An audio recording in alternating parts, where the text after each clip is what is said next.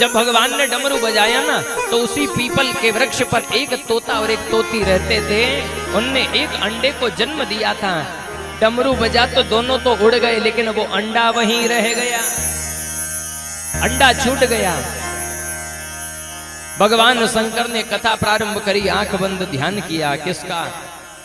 कस्तूरी तिलकम ललाटपटले वक्षस्थले कौस्तुभम नासाग्रे वरमुक्तिकं करतले वेणुकरे कंकणं शर्वांगे हरिचंदनं सुललितं कंठे च मुक्तावली गोपास्त्रे परिवेष्टितो विजयते गोपाल चूड़ामणि।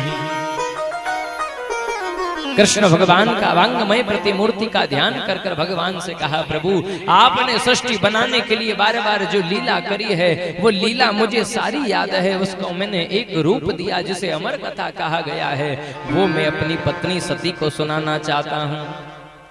आपके चरण में मेरा ध्यान रहे। भोलेनाथ ने भगवान के चरण में ध्यान लगाया, लेकिन पहले अपनी पत्नी को कहा कि सती मैं आंख बंद कर कर भगवान के ध्यान को लगाकर आपको कथा सुनाऊंगा।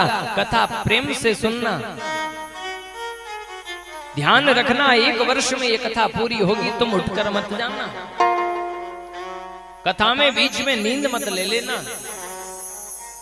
और देवी मुझे पता चलता रहे इसलिए बार बार कथा में जनिए पेला केतानी के केनी के माता राम कोई ब्राह्मण देवता कथा सुनाए तो पहले के बड़े बुजुर्ग जब नाट में कथा होती थी ना तो बार बार करते थे, जय हो महाराज सीताराम हरे कृष्ण, जने के हुकारा देना।